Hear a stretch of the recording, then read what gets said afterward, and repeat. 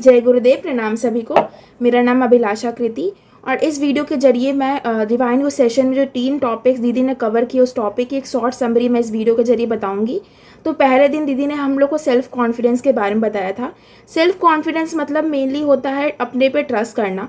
मतलब कोई भी काम अगर हम लोग कर रहे हैं और किसी भी बिना रिजल्ट को देखे हुए हम लोग कर रहे हैं, मतलब वो बाद में उसका रिजल्ट क्या आने वाला है और उसको पूरे कॉन्फिडेंस के साथ कर रहे हैं, उस काम को करने में हमारा मन लग रहा है, तो उस काम को हम लोग सेल्फ कॉन्फिडेंस के साथ कर सकते हैं।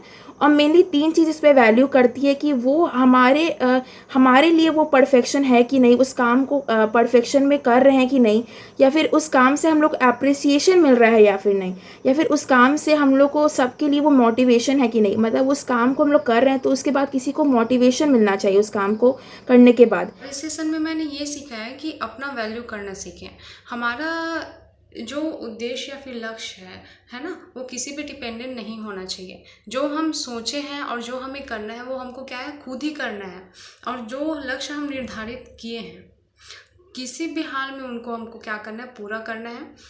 बाधाएं तो बहुत आएंगी बीच में, ये तो है, लेकिन वहीं क्या है, अपने लक्ष्य पर ही अडिग रहना। हमें हमेशा जो भी काम कर रहा है वो अपनी हैप्पीनेस के लिए करना चाहिए, दूसरों की अप्रिसिएशन के लिए नहीं करना चाहिए। अगर हम किसी के एक्सपेक्टेशंस को एक्सीड करते हैं तभी हमें अप्रिसिएशन मिलती है। हर काम को करने के लिए हमारे अंदर कोई मोटिवेशन फैक्टर होना चाहिए। अगर वो नहीं होता तो हम उस काम को ज़्यादा टाइम तक नहीं कर पाते हैं और बहुत जल्दी क्विट कर देते हैं। तो हर काम के पीछे एक रीज़न होना चाहिए कि हम सेल्फ कॉन्फिडेंस को कैसे रेज करें। तो फर्स्ट स्टेप है कि कोई भी न्यू टास्क जो हमारे लाइफ में आए उससे सबसे पहले मतलब बिना एक्सपीरियंस किए ही नो ना बोल दें। उसको पहले एक्सपीरियंस करें, फिर उसके थ्रू हमें आएगा ये बहुत सारे कि क्या गलत है क्या सही। देन हमें पता चलेगा कि आगे क्या करना है एंड कौन सा स्टेप ले। Like we are now different from the phase of us in 5 to 6 years वाला एज। तो उसके थ्रू हमें यहाँ तक आए हैं, जो भी है हमारे पास एक्सपीरियंस ही है कि हमें ये करना चाहिए जो उस समय हमने नहीं किया, या फिर उस समय जो हमने किया वो अभी नहीं करें। तो हमें सही गलत का थोड़ा बहुत फर्क आ चुका है। इसके बाद सेल्फ कॉन्फिडेंस को फॉलो करने के लिए हमारे पास 5 पैरामीटर है। उसमें सबसे पहले है, is it giving happiness to my self inner soul और नॉट। इसको हम लोग प्रायोरिटी रखें तो सेल्फ कॉन्फिडेंस अपने आप ही आ जाएगा। Topic was about self-confidence. Self-confidence में मैंने ये सीखा that we should never say no to new opportunities and be a risk bearer. And some of the parameters that we should keep in our minds are, first, if it is giving happiness to our inner soul. Second, if it is contributing to the family. And third, if it is contributing to the world. And the most important thing that I have learned from this session is we should not borrow others' dream, and for that part we should call our inner selves. And the only difference between the confidence and overconfidence is confidence makes us towards steps towards achieving our goals, and overconfidence makes us step away from achieving our goals. Taking something that is about aim, goal and objective. Aim means to try or to set a particular goal in our mind. It is a desire of an individual to achieve great in our life.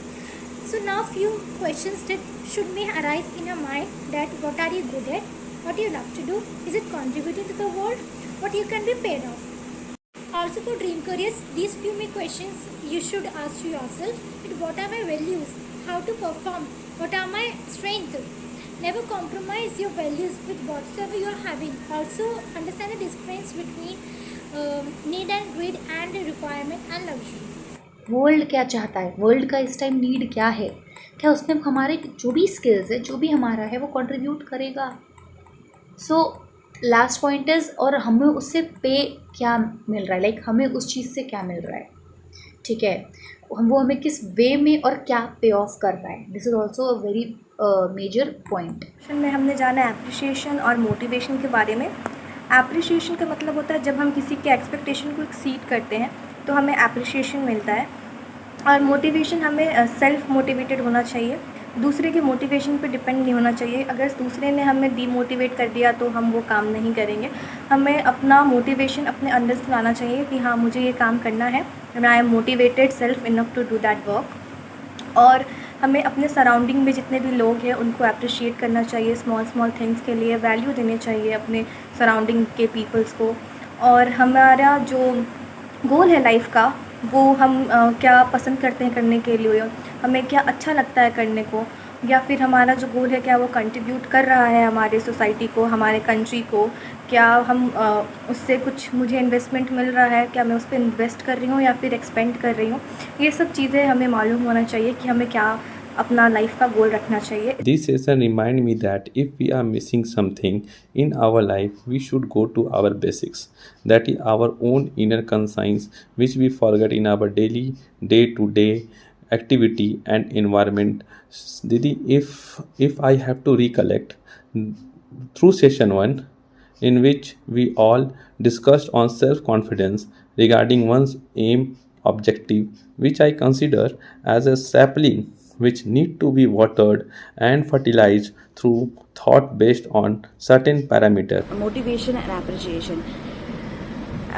किसी भी काम को करने के लिए आप ये मत सोचिए कि सामने वाला आपको उस चीज़ के लिए अप्रिशिएट करेगा।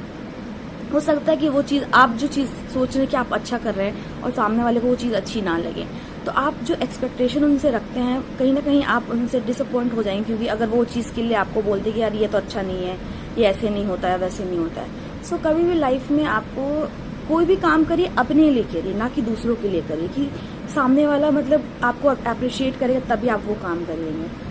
अपने लिए करिए, अपने इनर सोल के लिए करिए कि आप जहाँ पे खुश है आप वो काम करिए, ठीक है। मैं काफ़ी लेट हो गया, लेकिन जो दूसरे हमारे पार्टिसिपेंट्स हैं मैं उनको कहूँगा जो स्कूल में हैं या जो अभी यंग वंस हैं 9th स्टैंडर्ड एंड अबव वाले, कि आप लोग जो है इन सारी चीज़ों को बहुत अच्छे से करिए, क्योंकि ये पूरी लाइफ में, क्योंकि हमारा जो एक्सपीरियंस कॉलेज डेज में या कॉम्पिटिटिव एग्ज़ाम की प्रिपरेशन में रहा है, तो सच में हमने देखा है लोग सक्सेस भी हुए हैं, लेकिन जो वो क्लैरिटी नहीं दिखती, मतलब जो एक लाइफ का गोल होना चाहिए। लोगों को ड्रीम जॉब वो चाहते थे वो भी मिली है, लेकिन वो बस यही होता है कि जो जिसको नहीं मिली हो सकता है वो घर में सूखी रोटी खा रहा है, और जिसको मिल गई हो सकता है वो किसी होटल में खाता है, लेकिन एक्चुअली आप जिस चीज़ के लिए जा रहे हैं क्या वो हुआ, ये मायने ज़्यादा रखता है। ये मायने नहीं रखता कि आपने सूखी रोटी खाया होटल में खाना खाया।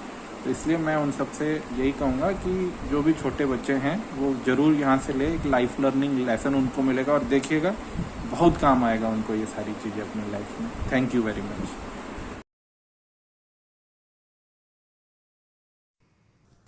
हमारे YouTube चैनल को सब्सक्राइब कीजिए और बेल आइकन पर क्लिक कीजिए ताकि आने वाली सभी वीडियो की नोटिफिकेशन आपको मिलती रहे।